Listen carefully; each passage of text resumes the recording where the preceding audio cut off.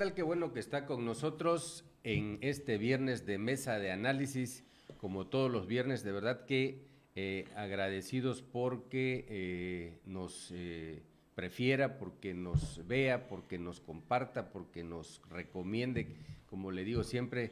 Y en la mesa de análisis de hoy, bueno, antes de presentar a mis compañeros, agradecer a nuestros patrocinadores que también nos acompañan cada viernes. Y hoy, como siempre, mi amigo el periodista Jorge Rueda y el maestro, mi amigo también, el maestro Iris, están en la mesa de análisis. Muchas gracias por estar con nosotros y bueno, vamos a entrar rápidamente en materia porque luego nos gana el tiempo y quiero decirles que además que estamos en transmisión en vivo. Eso hay que presumir, estamos Que por primera vez transmitiendo en... bueno, después del partido, con más de un micrófono y más de una cámara, estamos en vivo. Estamos en vivo estamos hoy. bueno, seguramente si nos está viendo usted ya sabe dónde estamos, ¿no? En Cauce Campeche Televisión a través del Facebook. Así que usted puede interactuar con nosotros, nos puede dejar ahí mensajes, nos puede felicitar, insultar también si quiere, pero que sea poquito, ¿no? Porque somos bastante sentimentales. El maestro. El número Don Robert, el número del WhatsApp. El número del WhatsApp, vamos a implementar un teléfono para mensajes por WhatsApp, tiene razón el maestro Iris, hay que implementar un número. ¿Verdad? Pero mientras nos pueden ver. Pero mientras ahí en el Facebook no puede usted dejar recaditos. Y nos vamos rapidito porque luego nos come el tiempo. No se canceló, para decirlo coloquialmente, el proyecto de zonas económicas especiales se congeló. Se congeló y entró a revisión. En la Secretaría de Hacienda bajo un argumento de que no están dando resultados, lo cual me parece, en mi muy personal apreciación, un argumento poco sólido para congelar un proyecto de tal magnitud, porque, si ustedes me lo permiten, digo rápidamente datos duros. Al presentar el proyecto de zonas económicas especiales para Campeche, el polígono que llaman desde Ceiba Playa hasta Carmen, el gobernador informó que iban a asentarse por lo menos 39 empresas, que iban a generar por lo menos 52,000 empleos y que la inversión para ello era de alrededor de 3,700 millones de dólares, pero a 20 años. El proyecto se presentó apenas el año pasado, de manera que si lo vemos en el tiempo, pues es un proyecto que está arrancando. Aún así, hasta donde he podido escuchar e informarme, en parte porque lo ha dicho el secretario de Economía del Estado, que es este señor Bersunza, José Domingo Bersunza, pues ya habían empezado a rodar trámites, contactos con empresas que ya tenían promesa de asentamiento en Campeche. Y si hay, entonces, si vemos el tiempo, pues hombre, es un proyecto que está arrancando, que necesita tiempo, obviamente, pues si está proyectado a 20 años, imagínense ustedes. Entonces me parece que el argumento de Hacienda, o el que se supone que es el argumento de Hacienda para congelar este proyecto de zonas económicas, porque no solamente Campeche, son siete zonas económicas Baja California, en el país. En el país, sí, en el país. Entonces, otro argumento de algunos, argumentos de algunos especialistas en economía inclinados hacia el lado del actual gobierno federal, decían que son demasiadas zonas económicas, que son 7, que ellos consideraban que con 2 bastaba. Pero bueno, tomando en cuenta las condiciones geográficas, políticas, sociales de nuestro país, que no es la misma la que existe en Campeche, por ejemplo, que en Baja California, o en Monterrey, o en Progreso, Yucatán, donde hay otra, pues igual, ¿no? Se cae, es un argumento muy baladí, no realmente con poca base que de verdad justifique que entre a revisión, porque además este proyecto de zonas económicas especiales estuvo justamente en eso, en revisión, como a partir de la debacle petrolera, ¿no? de los precios del petróleo, que fue ahí alrededor del 2016, 2017, hasta el año pasado que se empezó a concretar, ¿no?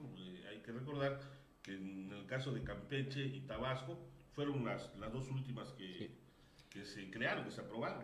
Mira, y creo que, salvo mejor opinión tuya y del maestro Iris, en la zona de Carmen, ¿acuerdan ustedes que se cayeron los precios internacionales del petróleo allá por el 14, 15?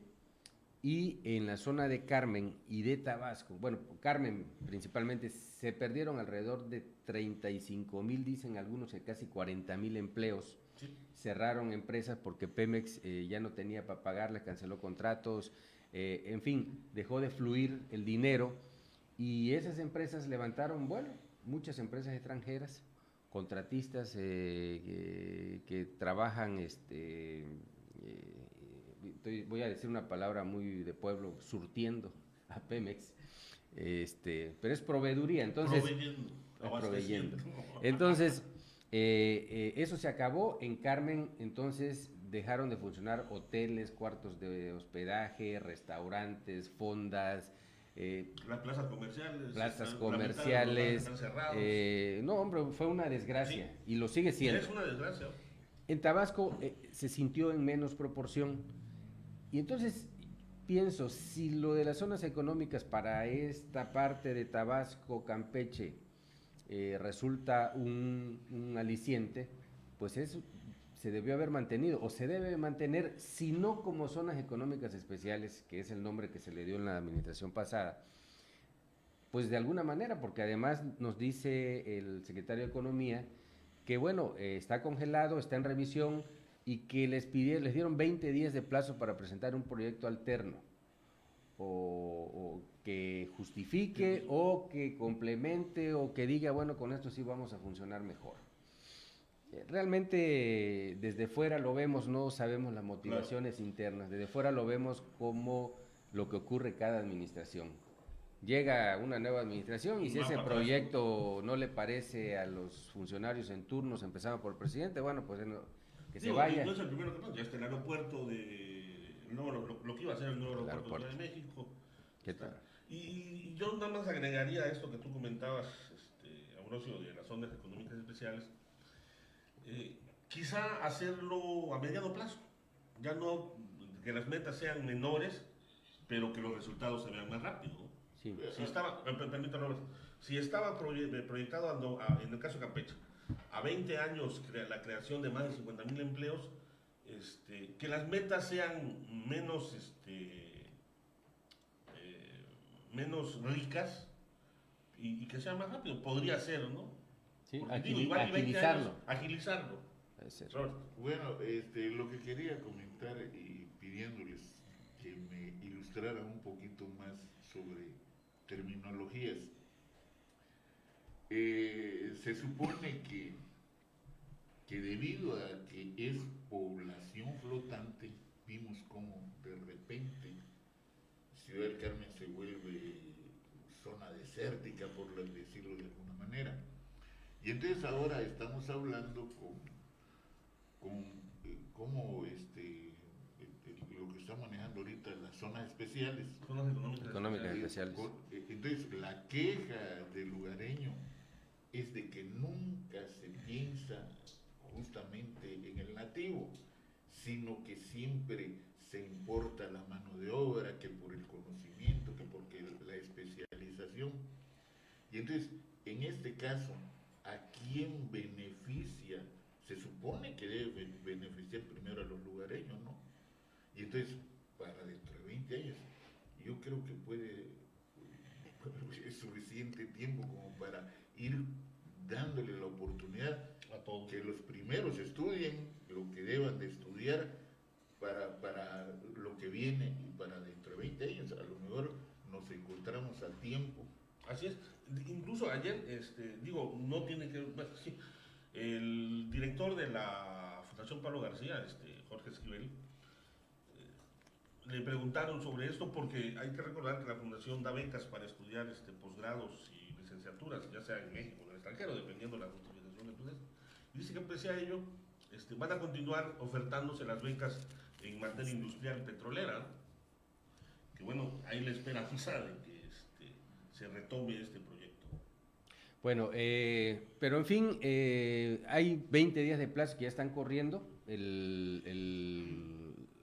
el secretario de Desarrollo Económico ya dijo que están trabajando a marchas forzadas para presentar un plan alterno, pero no solamente Campeche, las 7 zonas, los responsables de las 7 zonas económicas. Hoy se reunían en la Ciudad de México los responsables de las 7 zonas. Exacto, para presentar ese plan alterno al gobierno federal y esperar que Hacienda o quien sea dictamine y ver si se continúa, si se modifica, si se le ponen otros objetivos, otras metas.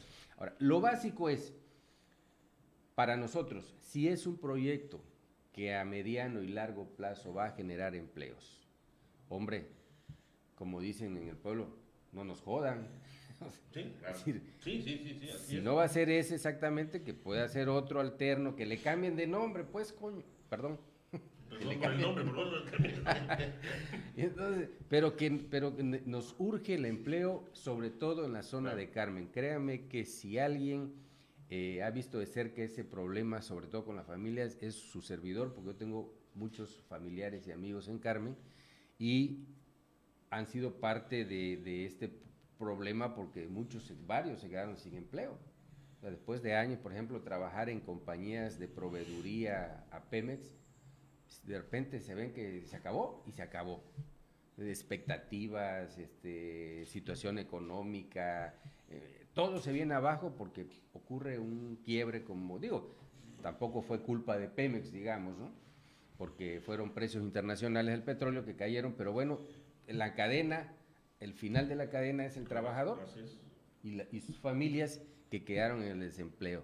Muchos de esos que hicieron, bueno, de primera mano, por ejemplo, bueno, vamos a comprar camarón con el ahorrito que tenemos, a comprar pescado, y viajan a Mérida, viajan a Tabasco y a otros estados para poder vivir de algo. Entonces sí fue una cuestión muy dramática, ojalá lo de las zonas económicas se resuelva para bien de Campeche. Y vámonos rapidito a otro tema. Y nos vamos rapidito con lo del PRI para tener tiempo para el tema final. Por fin ya salió la convocatoria para la elección interna del Partido Revolucionario Institucional. Como fecha límite para inscribirse los interesados, el 10 de mayo. Campaña ¿qué es? Del 15 de mayo del 14 al 30 de agosto. Al 31 de agosto. Que se va a hacer un exceso. Son 3 largos meses y medio de campaña que sí me parece un exceso. Y la elección interna el 1 de septiembre. El 1 de septiembre. Los aspirantes, el gobernador de Campeche, Alejandro Moreno, el exrector de la UNAM, ex secretario de Salud, José Narro, Ivonne Ortega, la exgobernadora de Yucatán, Ulises Ruiz, el exgobernador de Oaxaca, que es el líder de la corriente crítica del PRI, y hay por ahí un Martel, José Ramón Martel, no me acuerdo, pero es ajonjolí de todos los moles, cada vez que hay elección interna del PRI. Es el Juanito del PRI. El Juanito del PRI se inscribe y hace el relajo, y bueno, por lo menos se le recuerda cada vez que hay un proceso interno en el PRI. Y bueno, no hay mucho más que agregar. Nada más que ya salió la convocatoria. Ya salió la convocatoria, y obviamente Campeche va a vivir un proceso interno en su estructura de gobierno previo al 10 de mayo, que es la fecha. Que es la parte, digamos, que como ciudadanos no militantes de este partido, pues nos interesa, ¿no? Es decir, a ver, va a haber un gobernador que va a salir por permiso, por interinato va a estar otro.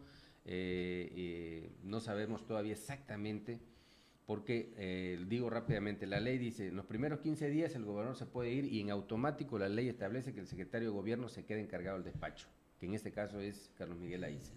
Si son más de 15 días, el gobernador puede nombrar a uno que se quede al frente, el que él quiera, y lo único que tiene que hacer es avisarle a los otros 2 poderes. Esto es hasta 60 días. Después de 60 días, entonces ya interviene el Congreso y el Congreso tiene que nombrar a un gobernador sustituto, que ya eso es otro ritmo, ¿no? La parte interesante, negociaciones, por los grupos parlamentarios están parejos. Fotos. En fin. Bueno, ahí es eso. Y ya nos vamos de corrido, ahora sí, en la recta final, con el tema de Candelario Salomón Cruz, exdirector del Instituto de Transporte del Estado y ahora ex subsecretario de Gobierno de la Zona Norte renunció al cargo ayer jueves. Él dice que él renunció de manera voluntaria, motivado esto, dijo él, para que las investigaciones en torno a las acusaciones que se le hacen por presunta corrupción y fraude cuando estuvo al frente del Instituto Estatal de Transporte se puedan realizar con toda transparencia.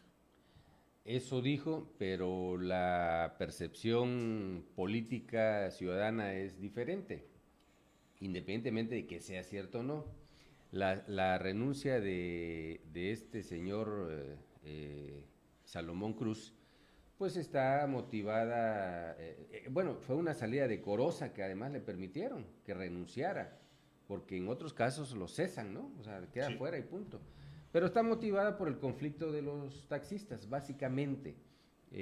Hay información, denuncias por fraude, porque les vendieron placas a muchos ciudadanos de diversos municipios y no se las entregaron.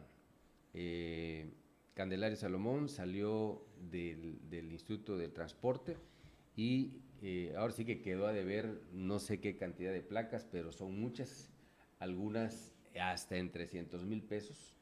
Y la verdad es de que yo tengo entendido que le debe a tanta gente que hasta algunos compañeros periodistas pueden hablar en primera persona, porque fueron realmente afectados. Dicen que es mucha gente. Sí. Es más, creo que había gente destinada para ir enganchando a las personas que desearan tener una placa. Sí, ¿por qué él dice, yo no tengo nada que ver, al renunciar dice este señor, yo no tengo nada que ver, yo voy a enfrentar el proceso, por eso estoy renunciando, voy a dar la cara, hasta amenaza que el que se meta conmigo va a pagar las consecuencias? Bueno, valentonadas, pero ¿por qué dice eso? Porque, no sé si inteligentemente, pero el punto es que tenía sus operadores y varios dirigentes municipales de los gremios de taxistas y mototaxistas fueron los que, también engañados de alguna manera, le dijeron, a ver, ustedes ofrezcan a quienes quieren ahí placas a tanto.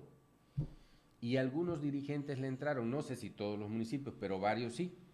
Por ejemplo, Champotón, que es donde, digamos que reventó el conflicto con mayor fuerza, porque ahí se reunieron varias personas y fueron a interponer una denuncia judicial en contra de Salomón, en contra de su dirigente municipal, porque les cobró, creo ahí, a razón de 300 o más, 450, hoy en algunos casos, 450,000 pesos, Esa es la cifra.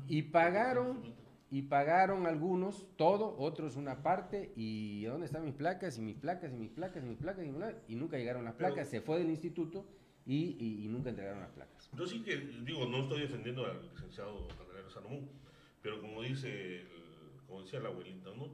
Tanto peca el que, ¿cómo es? El que mata a la vaca como el que le jala la pata. Exacto. ¿Por qué digo esto? Porque se le acusa a Candelario Salomón y a sus operadores de que defraudaron a una cantidad aún no contabilizada de personas, a razón de 300, 400 hasta 500,000 pesos.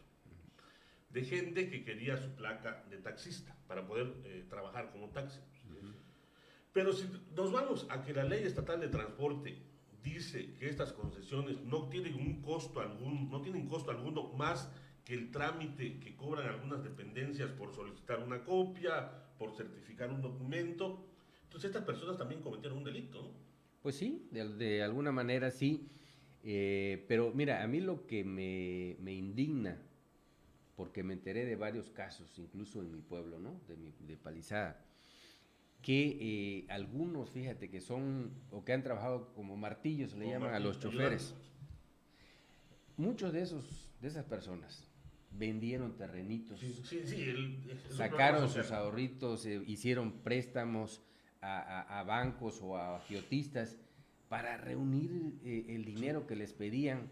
O sea, en un pueblo, por ejemplo, como Palizada, que te pidan 40, 50,000 pesos, es una cantidad respetable, porque Palizada, con muchos pueblos, pues no tiene fuentes de empleo, la verdad es que la gente sobrevive. Sí. Y entonces varios hicieron esto Y empezaron, obviamente, y les empieza a cobrar el agiotista o el banco ya les está cobrando desde réditos y están en un círculo... Algunos incluso compraron auto. Exacto, en un círculo angustioso Sí, claro, para o pagar. sea, ¿cómo le hago si no tengo el vehículo, no puedo trabajar, no puedo empezar a resarcir lo que debo?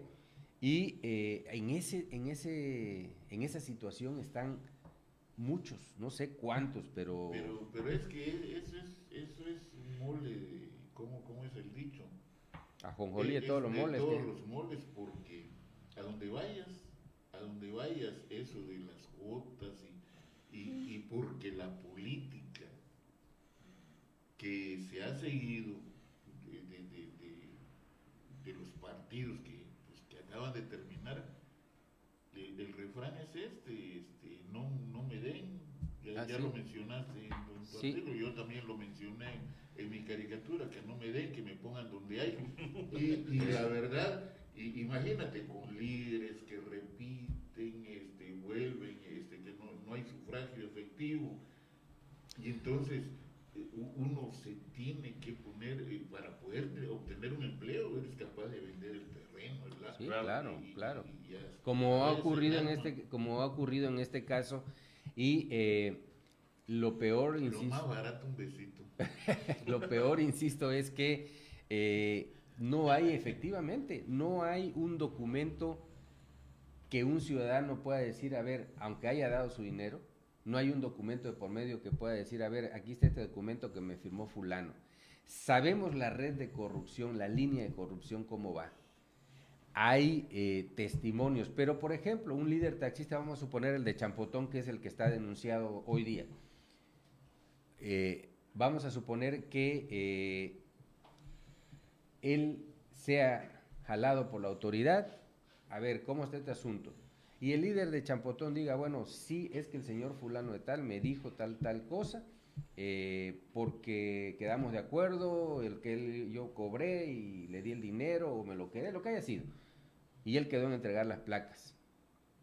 Sí, de acuerdo es el testimonio, puede tener fuerza, pero ¿qué tanta fuerza puede tener si el señor Salomón dice, no, a mí compruébame cuándo te dije eso? Sí. ¿O dónde está el documento Claro. que avala lo que estás diciendo? Ese es el verdadero problema para esta gente y por eso hay mucha indignación, por eso llegó el caso hasta el Congreso del Estado. Y es que él se envalentona diciendo eso, compruébamelo, Sí, es que que eso... me comprueben eso. Efectivamente. Es Y la manera de reto, compa. sí, claro. Y no, bueno, pues dijo, el que se meta conmigo va a pagar las consecuencias. Sí. Entonces, una actitud de esa naturaleza de una persona que era servidor público, pues entonces tú dices, bueno, ¿cómo está la cosa? A ver, ¿qué está pasando, no? Y cómo solucionarlo. Yo creo también, además, que cometió un error político al declarar todavía la semana anterior declaró este señor Salomón Cruz que era fuego amigo. Entonces, bueno, fuego amigo quiere decir que alguien dentro del gobierno lo está atacando o está generando eso que salió al público. Entonces todo el mundo hizo así, bueno, fuego amigo, pues su superior es el secretario de gobierno o el gobernador. Y todavía dijo que el gobernador era su amigo y que le tenía confianza y no sé qué tantas cosas. Me parece que ese fue su principal error político, independientemente de lo que se generó, digo, del fraude que le están haciendo a todas estas personas, que son decenas, ¿no? Sí. Bueno, no sabemos cuántas son realmente, ¿no? Porque ya lo decían, se manejó a través de operadores y fulanito vendió 10, sotanito vendió 15, Sí. perenganito vendió 14. Entonces no se sabe exactamente cuántos ni dónde, cuántas placas de ese, o sea, o cuántos compromisos de ese tipo hubo. Por ejemplo, en Palizadas sí sé que son 8 o 10 las personas. En Champotón son más de 50. Fíjate. Y si les cobran a 450,000 pesos, ¿cuánto es eso? No sé, pero... No lo puedo calcular. Pero exactamente, mi chip no me da para tanto, no he visto esa cantidad. Pero sí. Y una cantidad que no quiere ser juzgada por lo dado, prefieren dejarlo por la paz. Pues yo no creo, miren, yo ¿qué creo? Que independientemente de lo que diga el señor Candelario Salomón Cruz para defenderse, yo creo que la investigación judicial debe avanzar y debe darle satisfacción a todas estas personas. No nos interesa, bueno, hablo por mí, pero en realidad estoy pensando en las personas afectadas. A lo mejor a las personas afectadas no les interesa que el señor Salomón se vaya a la cárcel, sino que les devuelva su dinero, porque, insisto, mucha gente que dice, bueno, si ya no me van a dar mi placa, pues entonces devuélvame mi dinero para que yo lo devuelva, ¿no? Y me quite yo la soga del cuello, que eso es lo que pues mantiene en la angustia a muchas personas, y por lo que reventó el caso de Champotón, ¿no? Sí. Que es el más, pero aquí en Campeche hay más gente involucrada que de Champotón, ¿eh?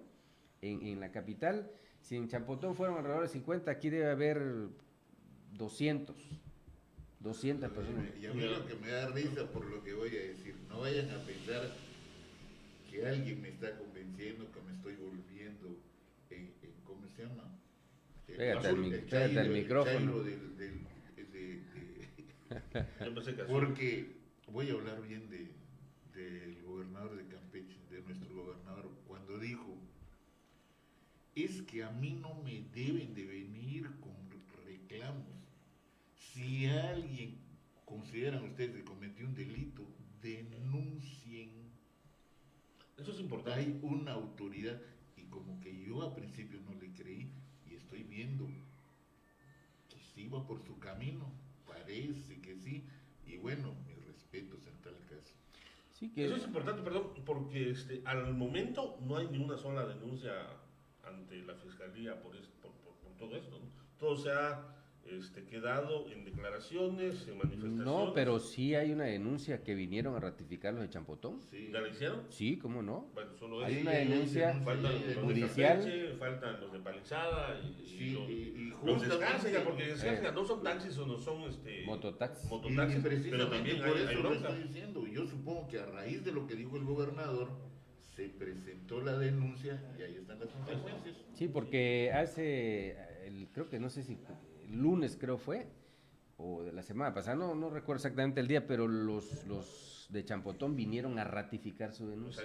Entonces sí hay denuncia judicial, y yo creo que por eso es que le han de haber dicho a este señor Salomón, a ver, pues renuncia y enfrenta tu problema. Para que te defiendas, tú eres abogado. No, pues sí.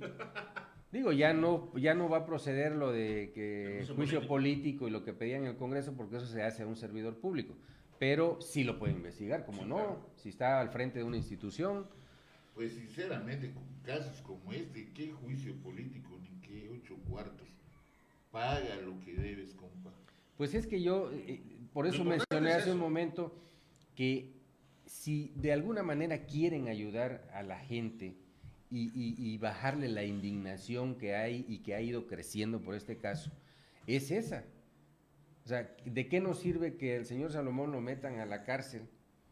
De nada, a nada, pues va a quedar toda esa gente que son decenas con el problema económico. Mejor, a ver, lo sientan, devuelva. ¿Quién se quedó con la lana?